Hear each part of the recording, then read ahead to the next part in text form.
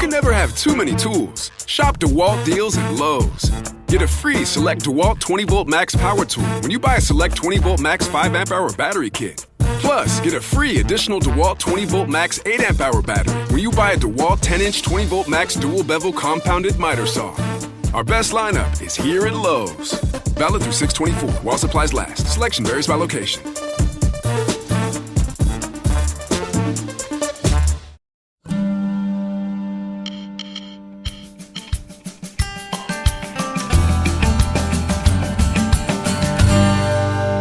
What if the messy, imperfect moments of parenting are actually the ones that connect us the most?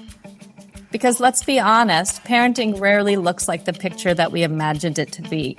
It's the forgotten lunches, the emotional meltdowns, the mom guilt. I mean, we've all said, I handled that terribly. And somehow the laughter is my favorite part in the middle of all the chaos. Absolutely.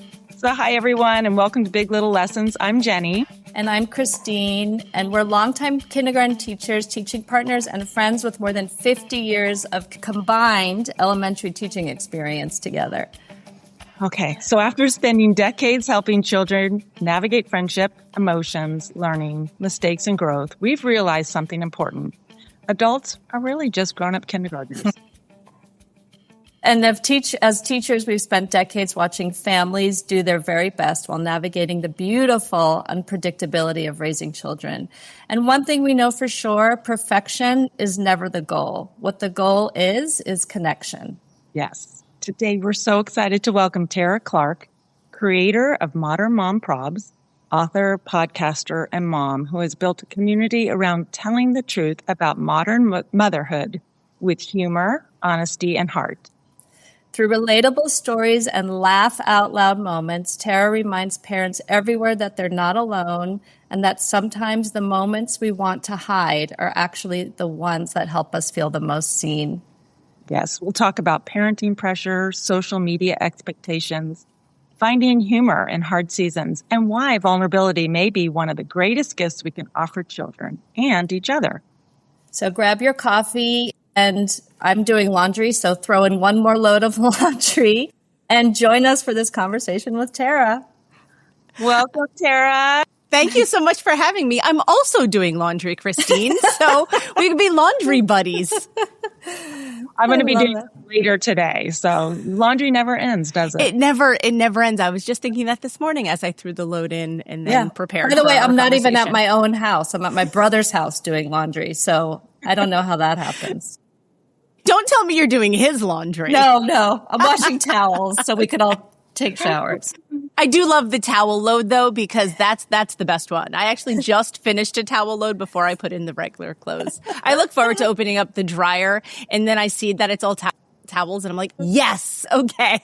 It's so satisfying. So satisfying. You know it's going to only be a couple of minutes to fold and put away versus all the little tiny things. Exactly. Like putting all the socks together and folding the underwear. No, like give me the big giant bath towels. I am good. Good. So because we're kindergarten teachers, Tara, we always love to start at the very beginning. So what is your earliest school memory? This one is kind of wild, but it's true. In kindergarten, I do remember preschool, but since we're talking about kindergarten, I'll give you a kindergarten memory and then I could even talk about preschool. I remember my kindergarten teacher coming into the classroom one day crying. And we were like, why is she crying? And we realized, as she shared the story, that the Challenger had exploded. And so I was in kindergarten when the Challenger exploded and she came in. And so that was one of my earliest kindergarten memories specifically. And we had to talk about that. And then obviously we went home and it was just like nonstop news coverage. Yes. But if I'm not mistaken, I think we just passed the 40th anniversary of the Challenger explosion. Yes. But that was one of my first kindergarten memories. I do remember preschool, and I had a lot better positive memories of preschool. Yeah. We did a lot of fun stuff. For Thanksgiving, we made butter. We made our own butter. I think we made it maybe in a jar. I think maybe we shook it or something. Yes. So I remember a lot of wonderful things at the learning tree with Miss Gloria. And she was fantastic. Oh. So I had great early memories. Like I said, I probably have more memories in kindergarten. in preschool than I do in kindergarten. I have another memory in kindergarten. This sounds crazy, but I'll tell this story. I'll never forget this one because it's burnt in my brain. We're sitting in our desks eating lunch because we ate in our classroom. And you know the little milks that you get with lunch? You know the little milks. And so this boy, Steven, was yelling at this other boy, Carl. And Carl was sitting behind Steven. Steven was behind me. Steven sat up on the back of his chair, and they were getting into a verbal altercation, as much as you can in kindergarten. And Steven opened up his milk, grabbed it to throw at Carl behind him. But you know who's in front of Steven, sitting by herself, just eating her lunch, minding her own business? No. Little Tara. And all of the milk from Steven's carton poured onto my head, like dripped down my head, dripped down my face as I was just sitting there. And I look up and I'm like, what is happening here? And that was and so I was covered in milk. And then I think my mom had to come and give me a change of clothes. Oh. Or we may have had a change of clothes because in kindergarten, you often have a change of clothes packed. Yes. But that was one of my earliest kindergarten memories, Stephen and Carl having a fight. Oh my God. I bet they got in trouble after that. I'm sure they did. They definitely did. And then they had to apologize to me. Yes. So that was one of my earliest kindergarten memories, was having milk dumped on my head because Stephen somehow thought he was going to throw it at Carl, which would have been a terrible idea anyway. It was bad enough he dumped it on my head, but to throw an open milk carton was next level. I'm so sorry. That is traumatic for you when you're in kindergarten. It is, but if I think about I feel bad for Mrs. Hooting. Mrs. Hooting was my kindergarten teacher, and she had to deal with a lot of stuff in our class. Yes. But I think kindergarten teachers have to deal with a lot of stuff in every class. Yeah, we often come to the faculty lounge. We're like, you can't make this up. We thought we'd seen it all until we saw this one. Exactly. And here I am just eating I don't even know what I was eating, probably some Ritz crackers and cheese cubes, and I just felt the milk dripping down my head. Oh gosh, I'm so sorry. As it poured out of the carton. Oh gosh. We don't have those cartons anymore. I liked those little milk cartons. Yeah. Did they get rid of them? In LA they did. We don't have them anymore. We still have them in New Jersey. I could say that I used to volunteer at my son's school for lunch up until 3 years ago. So as of 3 years ago, we still have them. Yeah, they're good. Yeah. It still gives me a little PTSD when I see them because I'm like, don't throw them. Don't throw the milk cartons. You just see you starting a campaign. Let's get rid of these milk cartons. I know. Well, tell us, Tara, a little bit about your journey, about how Modern Mom Probs first began. Yeah, absolutely. So it goes back to even before my son was born. Before my son was born, I worked at Nickelodeon in New York City, right in the heart of Times Square at 1515 Broadway. I absolutely loved working at Nickelodeon. They were the best and brightest people, best and brightest team. Loved it. I was there for 5 years. The last position I had held there was actually in social media. And at that time, we only were working with Facebook and Twitter. And there was a time where I was Dora the Explorer on Facebook, just on Facebook. So my mom used to run around and tell people my daughter's Dora the Explorer. I was like, Mommy, on Facebook. And so that was 2012. My son was born at the end of 2012. And I had this bit of a conundrum that I didn't know if I wanted to go back to work full time, because I felt like it was sort of expected of me living in New York City. That's sort of what people had a tendency to do. Or if I wanted to stay home with him. It took us a really long time and a long, challenging journey to become parents. And because it was so challenging for us to become parents, I decided to stay home with him. And I really wanted to soak up every bit of being home with him as I could. So I remember being on the phone with my manager at the time, and she also had 2 small children. And I was like, I don't know. I love this company and I love what I do here, but I really want to be with him. I said, is there any way we could do part-time? Hybrid wasn't even a concept because this was, 14 years ago. And they said, no, it's all or nothing. It's a full-time head or it's nothing. And I was like, okay, well then it's going to be nothing. So I stayed home with him for 3 full years. And in the beginning of 2016, there was a shiny new website called Canva that was just coming out. And Instagram was on the uptick. And I said to my friends and family, I'm going to start an Instagram account about parenting, and I'm going to make it a business. And they're like, you're going to do what? And I'm like, no, it's going to be a thing. It's going to be a thing. They're like, yeah, okay, good luck with that. And that's exactly what I did. So I started an account. It was called NYC Mom Probs. And I was talking about living in New York City. And I was making jokes about living in New York City and being a parent. And that was the beginning of 2016. Well, guess what happened? The end of 2016, we move out of the city. We move into the suburbs of New Jersey. And I had this existential crisis where I was like, I don't have New York City mom problems anymore. What kind of problems do I have? And I was like, thinking. And I was chatting with another friend of mine who's a content creator. And we came up with the concept of modern mom probs. And I was like, yes, that's the adjective. We were throwing different adjectives at each other. And I said, how about modern? And she's like, I love it. And so I flipped the switch, and the next day everything was modern mom probs. And then the account just took off because everyone's like, oh yeah, I have modern mom problems. Of course. Totally relatable. And that was April of 2017. So then since then, I had a book come out in 2021. My podcast came out in April of 2022. April's always a big year for me. April, my book came out in April of 21. My podcast was April of 22. I don't know. I hosted a wellness event in April of 25. I don't know. April just seems to be a very big launch month for us. I don't know. And that's what I've been doing ever since. And so I have the Instagram account, I have the podcast, I have the book, I don't know, YouTube page, all different So how things. did you go from the Instagram account, it blew up, and then how did you go from there into a podcast? Good question. Yeah, no. That's a brilliant question. So the Instagram account just blew up, and in my opinion, that was like the heyday of Instagram. 2017, 2018, 2019. In 2019, I was featured in a local magazine newspaper, and they did a full feature about me and about the Instagram page and everything and the concept of modern mom problems. And an editor reached out to me and was like, this would be a great concept for a book. Have you considered writing a book? And I said, no, actually, it hadn't really dawned on me, but we could pursue it. So he's like, I'll introduce you to my literary agent, and then you could shop around a book proposal. I was like, that's amazing. So I wrote my book proposal the end of 2019, early 2020. She was shopping it around early 2020, and then the pandemic hit. So at first, a lot of publishers were like, we love this idea. What a cute concept. Let's pursue it. And then all of a sudden, like a light switch, they're like, no, we're saying no to all new projects now. Barnes & Noble is closed. We don't know what's happening with the world, whatever. So then a small little publisher out of Tennessee said, oh, yeah, we'd like to take this project on, which is exactly what they did. So I had the summer of 2020 to write my book. I was literally throwing fruit snacks and pretzels at my son while I'm on my laptop, doing my work, writing my book, asking him to watch another episode of Daniel Tiger's Neighborhood.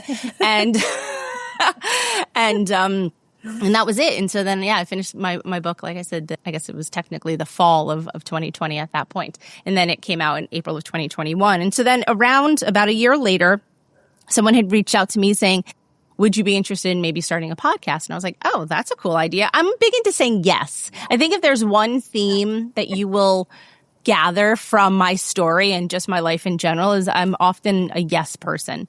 And so I said, yes, let's try that. And so here we are 4 years later. Yeah. You wrote that book. Is that true? In 6 weeks? Correct. Wow. It was a very tight deadline. It was a very tight turnaround. That's incredible. It's such a good book. Thank you. It's helpful that it was organized in such a way that I say that I have 99 problems, but motherhood ain't one.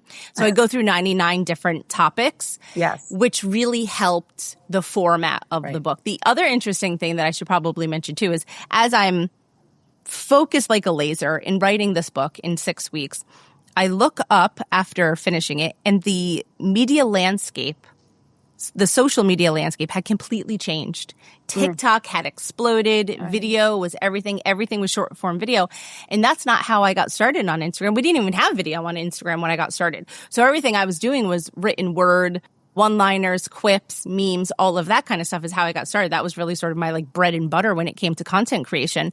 I finished the book. I look up. Now it's all short form video. And I'm like, oh no. What do I do now? Now I have to play catch up. And I often tell that story. And it's when I think about it, I'm like, oh my gosh, but that was 6 years ago. So it's of course you have to play catch up. Not only do I play catch up, it's well, time for catch up has come and gone. This is what it is now. So that's how do you do that? Because I know Christine and I are always trying to learn some new technology, but it's always met with hard. got to start something new. How do you keep that open? Okay, time to catch We have up. to be more like Tara, and we have to be like, yes, yes.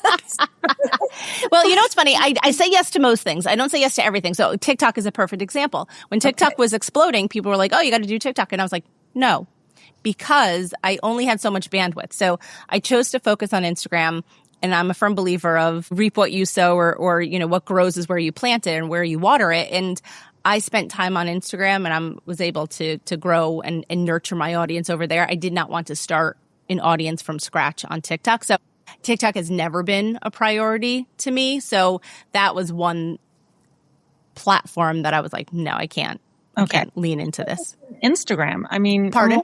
Instagram has the reels, the stories, the highlights, the I mean, there's a lot of components. It's too many. As the meta team, they call it surfaces. There are too many surfaces on Instagram, right? It's like you have this thing and then that thing. And then they keep introducing new things. There's a new thing they introduced called Instance, which is a take on Snapchat, where you're just sort of doing like a quick photo of where you are, which in my opinion is kind of the same thing as stories. So people weren't really thrilled about that, but they only just introduced it last week. So we'll see how long that lasts. Okay. Well, to your point of catching up, it's just like there's always something new. There's always something new. So, Yeah.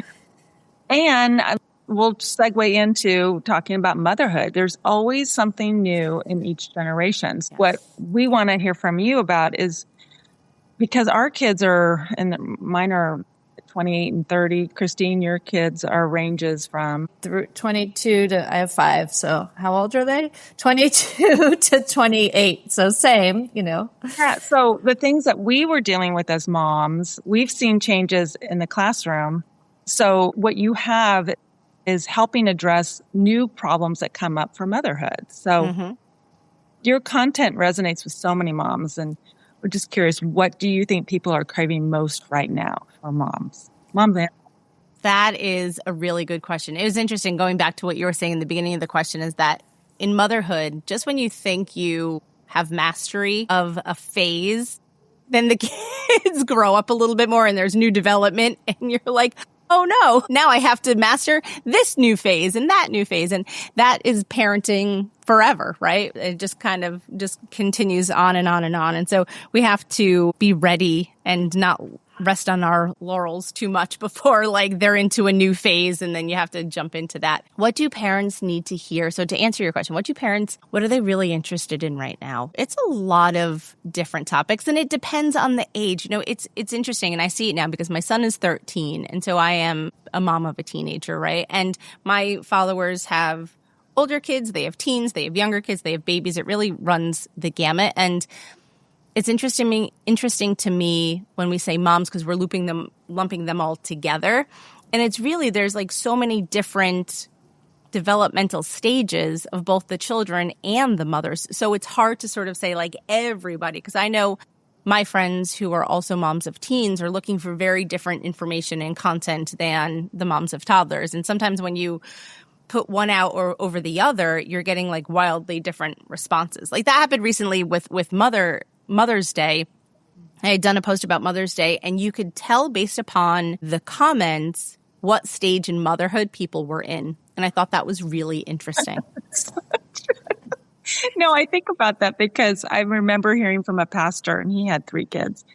And when his kids were well-seasoned teenagers, he spoke pretty candidly. He said, my wife and I used to teach parenting classes when our kids were little. We thought we had it down. And now I don't know how to guide you. It's just a whole new, right? Teenagers are a whole nother thing. They absolutely are. They keep us on our toes. But I love this age right now because I love their independence, and I love to help them foster their own independence. So there's something really beautiful about it. And then you're friends, and you could do like friend things together and listen to the radio together. You don't have to listen to baby music anymore. You could listen to grown-up music. That's true. Right? There's a lot of great things. It's slightly bittersweet sometimes when you think like, oh, sometimes my phone will give me memories of like this day back in, 2016. And you're like, oh no. It's true. It goes by quickly, but I try to embrace every day having a teen as much as I can, because I know that at some point he's going to be big and he won't be living with us anymore. But it's also, Go ahead, Christine. I was thinking, while you were talking, it's like pregnancy. It's like each before prepares you for what's next, so it's like this cycle, and all the work that you did up until your 13-year-old came, is so important, because it's not like they just landed as teenagers. It's right. It's all of the other stages that lead to this stage, that lead to the next stage, that lead to the next stage. So I think that's so important when you're raising kids. Like we work with parents of 5 and 6-year-olds, and they have no perspective. They're like locked into the here and the now. And, one of the things that we can give them is looking into the future a little bit. I agree 1,000%. It's hard when you have a kindergartner. At that point, you're still sort of in the survival mode. When you have obviously newborns, infants, toddlers, you're like firmly in survival mode. You're just trying to get through each day. Once the kids are in elementary school, once they're in kindergarten, they're starting to break out of that survival mode when it comes to parenting. But you're right. They're here for the here and now. They're not thinking 10 years down the line. They could hardly even imagine what they're making for dinner on Thursday, let alone where they're going to be 7 years from now. And I often say, because I do have the gift of hindsight to look back and think that about the early elementary years, people say, how do you have such a good relationship with your son now? And I say, I laid that foundation early, and I maintained it, and I kept working at it every single day. And so it may be challenging to see the importance of laying that foundation, but it's there. You have to lay that groundwork early to be able to have a solid foundation when they're teens. I was actually just chatting with an OBGYN the other day on my podcast about puberty and about talking to your children about having a period. And we were talking about that. Like, you have to lay that groundwork early so that you have a relationship of trust and respect, and that you're not going to shame them when they have questions about, oh, I got my period, I don't know what to do. And that doesn't happen overnight. No. That takes years of work of building those relationships, of being honest, and like I said, treating each other with respect, to be able to have your child come to you with questions about their body. Yeah, it's not just one day, okay, now we're going to have this conversation. It's been building all the way along. So very true. Very true. What do you think some of the biggest pressures that you see modern moms facing right now? Yeah, I have in my head, I sort of have a top 10 modern mom problems list. I won't go through all of them, but they are interrelated, and I'll share a few of them. One is lack of an in-person village. Families live all over the country now. You might be in Los Angeles, your family lives in New York, and vice versa. And so people do not have family close on hand that they had in previous generations. Also, families are smaller nowadays than in previous generations, where you may have had 7 sisters to look after your children, or cousins and different people, or your grandmother in the floor above you in an apartment building. Things are just different in this generation than in previous generations. So one is geographic location and families being smaller.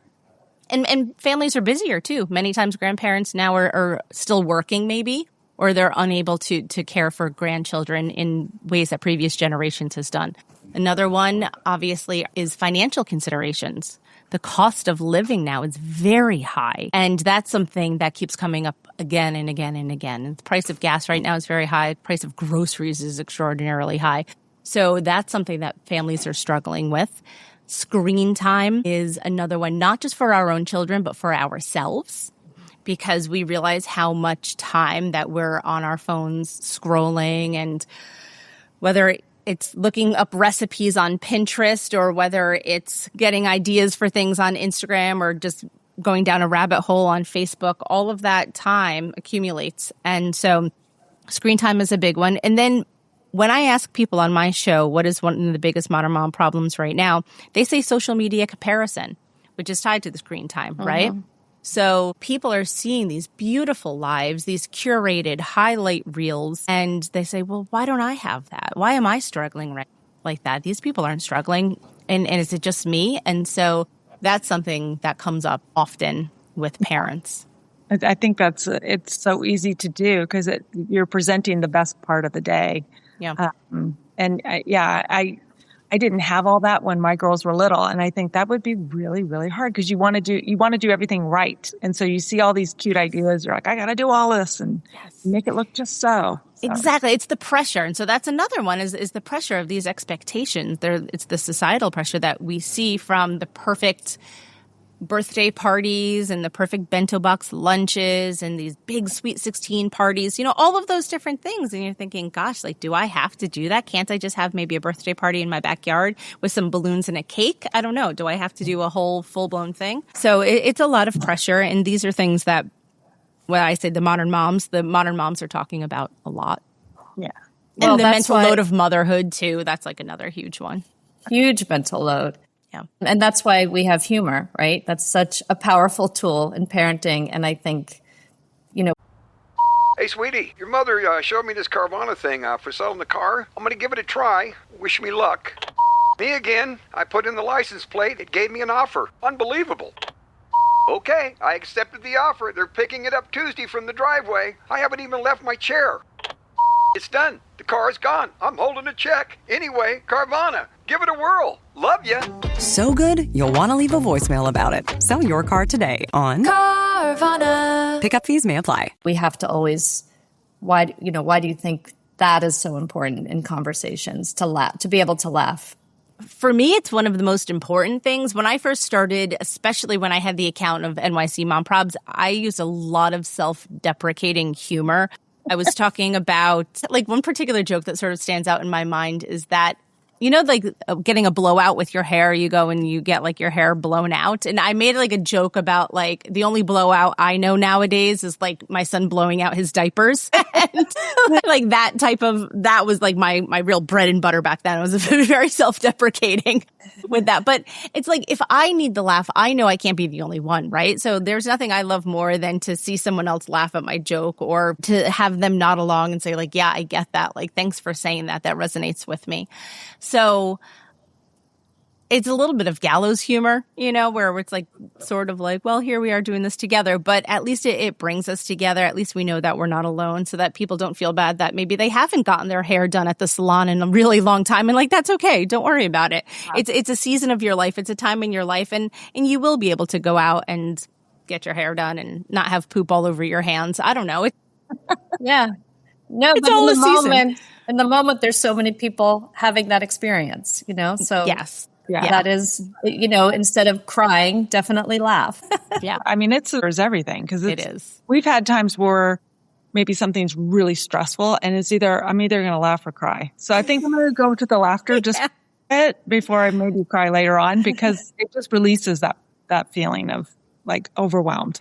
Absolutely. Like, I'm sure Mrs. Hooting probably wanted to laugh when she saw that I was covered in milk as she was watching it happen in slow motion. Like, how could she not? It was probably one of those things where she was like biting her lip because she was like, this is inherently funny, but also now I have to reprimand Stephen for throwing milk.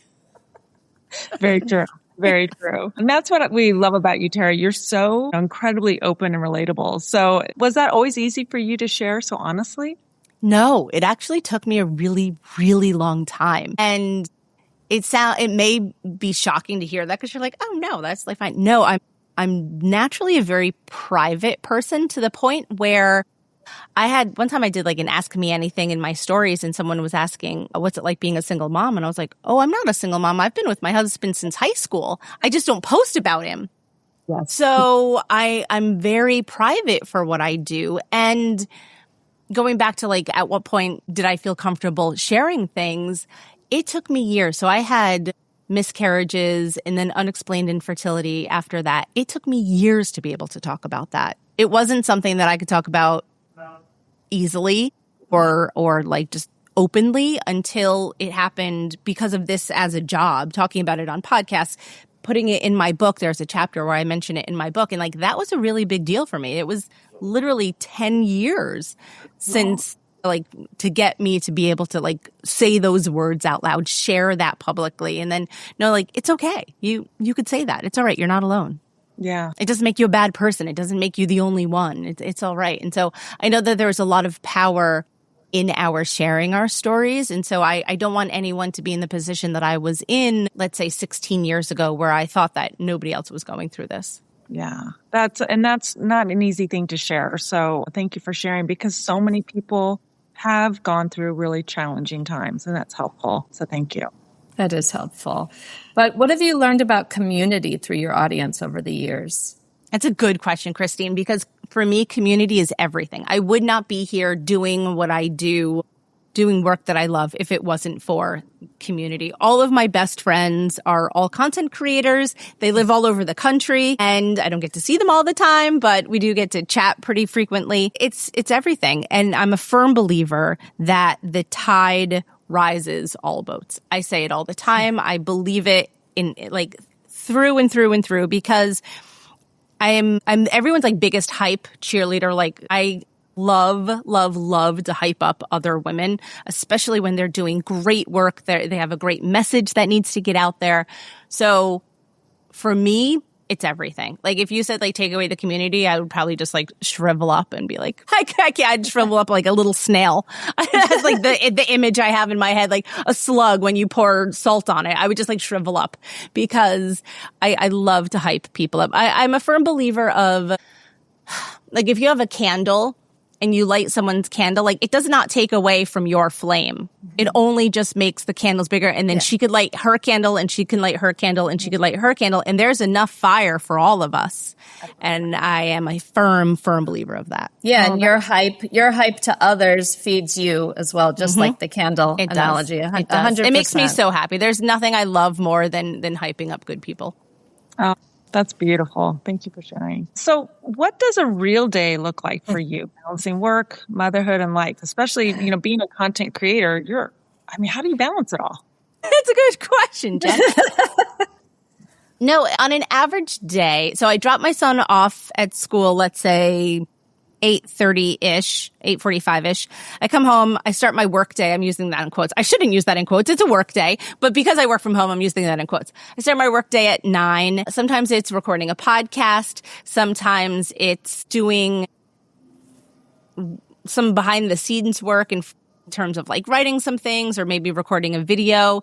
Do a lot of administrative stuff. And sometimes I'll meet another content creator friend for coffee. I'm meeting someone for coffee tomorrow morning, so I'm super excited about that. And then around 3:00, I pick my son up, and then I focus on him, and I'm all in on him. And then we usually have some sort of extracurricular in the evening, and that's about it.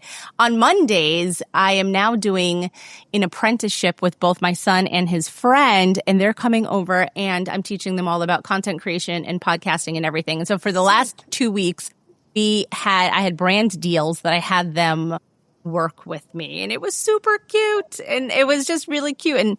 And his one friend he's a great director. He's like, I have a vision. He's like, we're going to do it like this, and we're going to frame it like that. I'm like, all right, guys. So they have to do this internship for school, and I was happy to be able to help them out. Oh, how fun. Are you learning stuff from them? I would imagine. I was hoping totally truthfully, I was hoping to learn more from them, but I realized that they're not on their phones as much as I thought that they were. So I'm like, okay, that's good. That is good. I'm not mad about that. That is good. Yeah. They know so much more about technology and content creation. You just think it just kind of comes through their pores. Yes, that's what I thought. And so I was like, oh, not as much as I thought.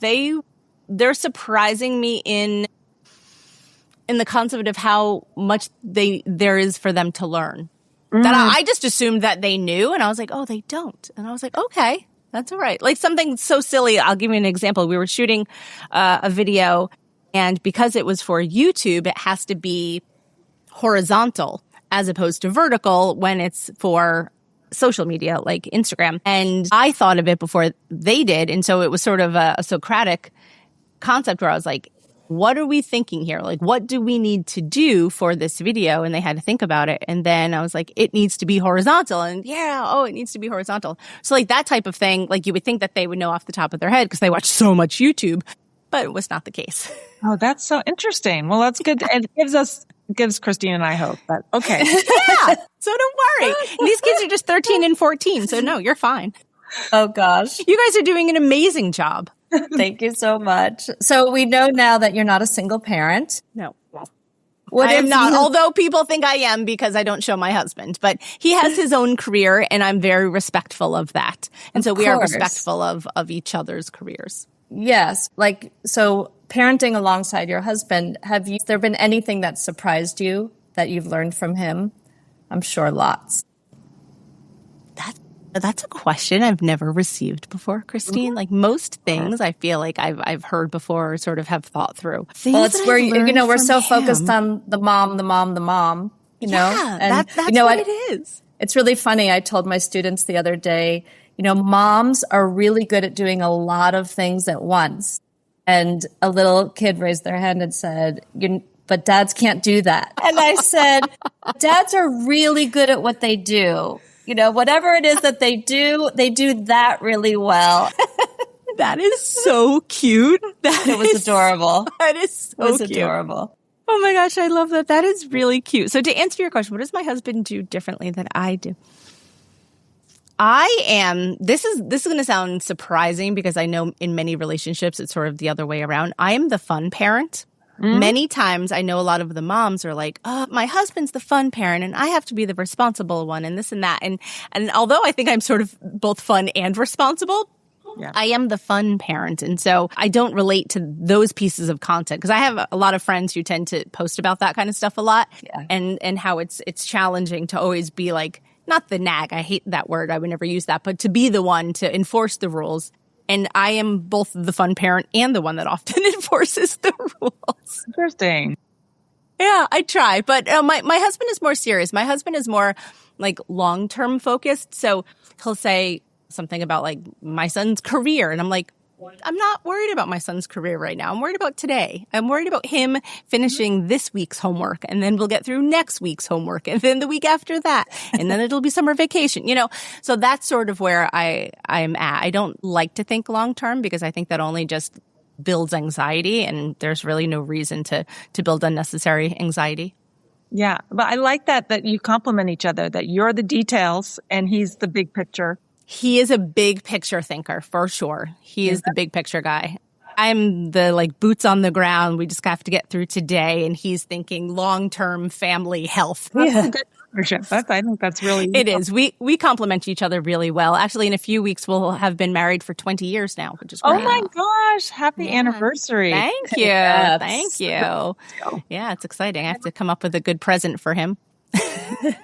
I love that you two met in high school. Yes, we've been together since sophomore year of high school. Oh my gosh. Yeah, it's a long time. So Thank you. Appreciate that. Yeah, it's been over 30 years now, which is wild. Which is wild. It's amazing how fast time goes, Oh, it does. It goes really fast. And it seems to go a little faster every year. I think so too. That's why, as I mentioned in the beginning of our conversation, I just try to keep holding on to not holding on to my son because that sounds crazy, but like holding on to like the gratitude of him and having him home and really appreciating our time together as much as possible. Absolutely. Living in the present. I think it's easier said than done, but to be real, picking him up at 3:00, it's your time with him and precious. So Exactly. I try because I think about how my mom and my mother-in-law now, like they miss us. Like they're retired doing their own thing, but then at the same time, they miss us. And I am at some point going to be there, God willing, in a perfect world, I will be in the same position. And so that's why I just tried to build that foundation that he will want to hang out with me and call me when I'm older too. And that whether you're in kindergarten or post-college, whatever it is, you have to keep working on that relationship to stay in each other's lives. absolutely. Has becoming a parent changed how you see yourself? Yes, I think so. I think it's almost hard. Once your kids are a certain age, it's almost hard to remember what it was like before they were born, But I do. I think I am stronger now. I think I'm more confident. I'm definitely more confident. I'm more confident in myself. And I think that comes with age too. When you're a woman of a certain age, you're just like, this is what it is. This is who I am now. So take it or leave it. So no, I think confidence has definitely helped and come with parenting and with age. That would probably be my biggest answer. That's a good one. We talk a lot about modeling behavior for our children. So what do you hope your son learns, not from like what you're saying, but the way you live your life and how you live? Kindness would probably be my biggest one. I am a very kind person. I'm a thoughtful and considerate person. And I hope, if anything, he takes any of those things away from me, is I hope that he is kind and considerate. And that's something that we model a lot and something that we talk about a lot and something that I'm like, really, here, take it. Take all the kindness. Be considerate of your friends. Not to the point where you lose yourself, because sometimes that could also be, too far over on the spectrum there. But I want him to care for his own needs, but also care for the needs of others. Absolutely. Yeah. When you think about what you really want for your children and for yourself, it does come down to that word kindness is a wonderful goal to have in mind. Let's shift into your creativity, because I'm fascinated by this. So you've shown up consistently for 10 years. And what has helped you stay creative and motivated? I love this question.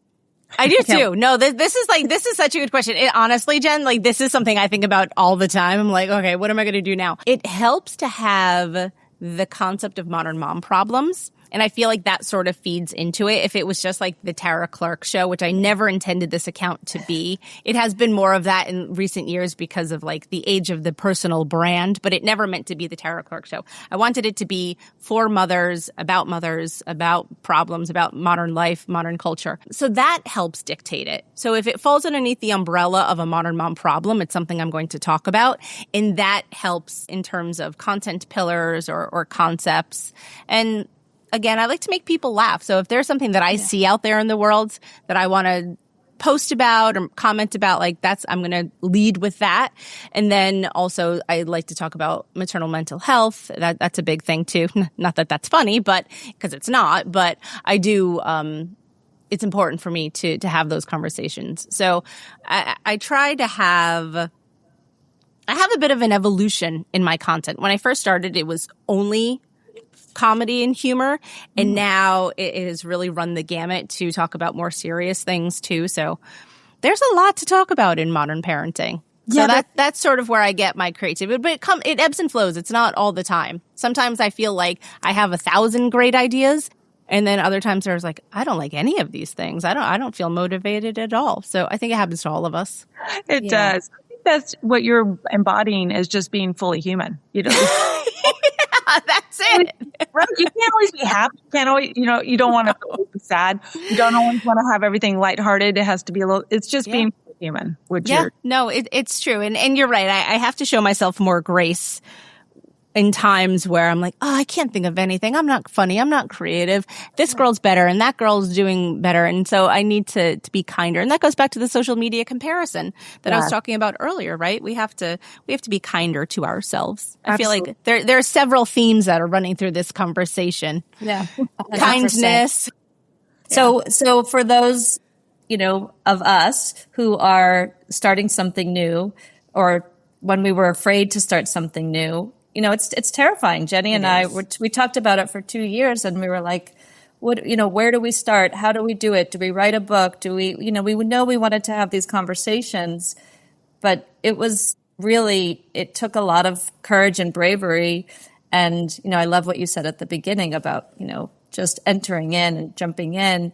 But what advice would you give to somebody who wants to start something?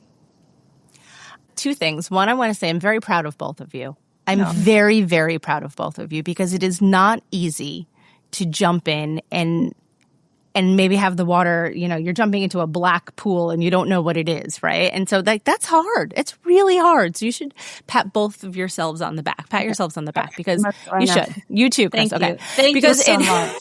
It is really challenging to do that. And so what I would say to people, and this is something that I say to myself all the time, is just do it.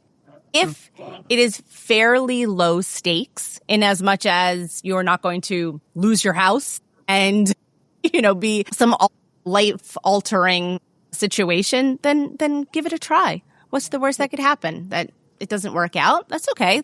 tons of things don't work out. That's all right. Then you move on. And I've done things in my career that haven't worked out, and then I move on. I pivot. I mean, I think that's the biggest part is I'm constantly saying yes to things and I'm constantly pivoting. And that's how I've been able to do this for 10 years. And I don't know how much longer I will continue to do this. And I don't know how much longer I'll want to continue to do this, or to see even what the landscape of social media is with AI coming in. Like, who knows what's going to happen? And so I try to take each day as it comes, and I'm open. I think that's probably the best way to say it. Like I was saying earlier, that I say yes, and I do say yes, but I'm open to new ideas and I'm open to try new things. Yeah, you certainly have inspired us. So, and we were just talking about that before you came on. We were like, I don't know. We're having fun. Yeah. We're having a great time, and we're learning a lot. And we love meeting people like you and having conversations. So, and then that should be enough. That's it. Like you summed it up. Do you enjoy it? Yes. Is there a why behind it? Yes. That's the other thing too. I have a friend who she's always good at reminding people when you feel a little lost. She'll always say, "What's your why?" You have to remember your why. Why are you doing the pod? Why did you want to write a book? Why do you want to connect with other parents? So as long as you always tap into your why, or you keep that sort of as a guiding light, then you'll always have a purpose. And then you'll always know which way you want to go with it. Yeah. That's so important. And I think, in the process, when we started, we had to figure out what our why was, because you have these ideas and you have this passion and curiosity and love what you do. But coming to the why, and I have a really good friend who does brand people, and she said, you have to have a why, that's your guiding light. And I feel like that once we figured out our why, and that probably took the longest, and it was so helpful. I think the why is really helpful. And Modern Mom Probs is such a humongous, amazing why. Thank you. Your podcast is so great. Your book is wonderful. And we're going to definitely link the in our show notes. How to be in contact with you, because you are really, really, really important in the world of modern moms. And you do it with such grace and humor. Oh, thank you, Jenny. I appreciate both of you so much. I appreciate this conversation. See, that is your why. You are wonderful, and you need more of this in the world. The world needs more of you. Oh, well, thank you. Well, let's switch gears. Let's go into our speed round. We're just going to ask you questions. Yeah. And sometimes it's one word. Sometimes it's a story. Who knows? But okay. I'm open. Okay, good. All right. So the first one is something you swore you would never do as a mom, but now you do all the time. Really good question. Eat dinner in front of the television. I love the honesty. That's perfect. Well, and then maybe piggybacking on that, what's a parenting fail that you could laugh about now? During the pandemic, we were trying to make pizza, and I didn't have all the ingredients in the pantry, and we tried to make pizza with pancake dough, and it was the worst dough. It was like pancake dough and salt. It was so bad. It was so bad. Don't try to make pizza with pancake flour. That's what it was. It was pancake flour. It was bad. Now it almost makes me want to try it just to see how bad it was. It was so bad. I was like, "Oh, pancake flour's flour." It was really bad. Oh my gosh, that's great. Have you had a moment recently where you thought, "Is this really my life?" In a good way or in a bad way? Either. I think in a good way, often. Just last week, I was recording a commercial with a friend of mine for a major car manufacturer. And I thought, is this really my life? How lucky am I to get paid to do a podcast with a friend of mine in a car talking about motherhood, and they're paying me? Like, what is this world? So I think that often. I'm very lucky in what I do. I really am. Just, not even what I do, but in my life and my family and my health and everything. I'm just so, so, so, so blessed. Love that. What's one thing you've completely let go of as a parent? A lot of things. The main one is societal pressures to do certain things. Like, you should do this and you have to do this and your kid has to play baseball and basketball and football. No, we're going to do the things that he wants to do, and I will follow his lead. And shedding those shoulds, if you will, was an absolute game changer. That's awesome. We like to do a little wrap up where we talk about our big little lessons. So when we're meeting with our guests, we like to share what we've learned. And so I was writing some notes down, and my big little lesson today with you is learning to say yes and to most things, and to be able to just go for it, even when, be open to new ideas and take each day as it comes. So I really appreciate those reminders, and I wrote it down to remind myself again and again. How about you, Christine? What's your big little lesson? Yeah, I mean, all of those things, definitely. And I think we don't have to be perfect as parents. I think we judge ourselves way too deeply. So, being present and a connection is what builds your relationship as you grow with your child. So I think, I love what you said about kindness. I think that's super important. And you've definitely helped me think about being open and being open to new experiences instead of just maybe hesitating, saying yes when it's right. Right. When it makes sense. When it makes sense. How about you, Tara? Is there a big little lesson that you've learned lately about parenting or motherhood or our conversation today? Any of those things, right? I think one of the biggest lessons, my biggest little lesson that I've learned about parenting is that you have to parent for the child that you have and not the child that you thought you would have. And that, if I could sum up all of my parenting advice into one thing, it would be that, in addition to the one about managing the expectations and not dealing with the shoulds. I think those would probably be my biggest things. And again, being kind, you don't realize what other people are going through. And even if they may put on a happy face or they say, no, it's fine. They're your strong friends, if you will. You have to check in on your friends, and you have to be there for your friends and for people. So those would probably be my biggest ones. And then as far as this conversation, I am so proud of both of you. Because you said, you know what, let's try something new. I don't know if it's going to work out. I don't know how this technology goes necessarily, but I'm willing to try. And what's the worst thing that could happen? And there's something so beautiful in that. And there's something so beautiful in your friendship. For years, you know what works for you, and you know which strengths you have. And there's something so beautiful about that. So I'm really proud of both of you. Oh, thank you so much. I know. Should we give our listeners some little optional homework? Sure, Chris. Go ahead. So let's this week notice one messy or imperfect parenting moment. Instead of immediately fixing it, pause and see what it might be teaching you.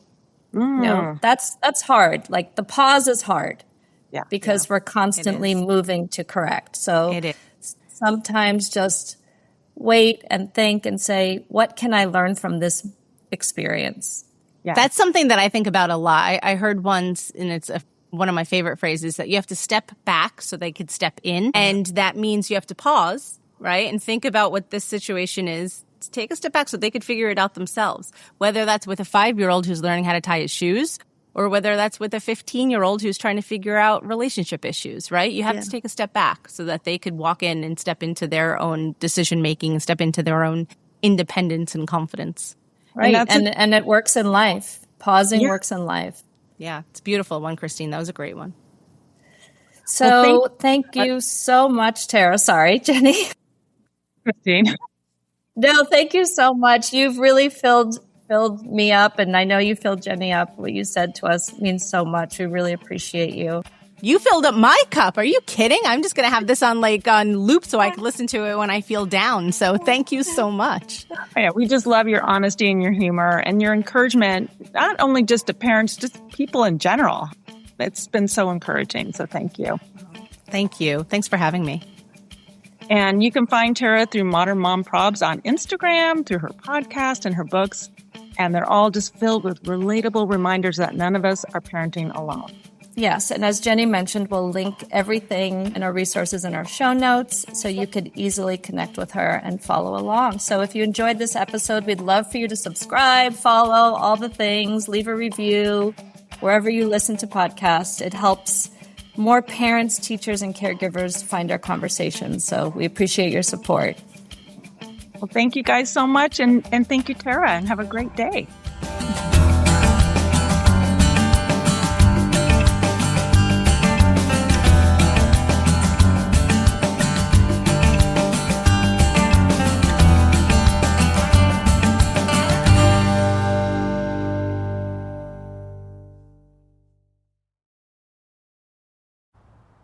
Hey, sweetie, your mother showed me this Carvana thing for selling the car. I'm gonna give it a try. Wish me luck.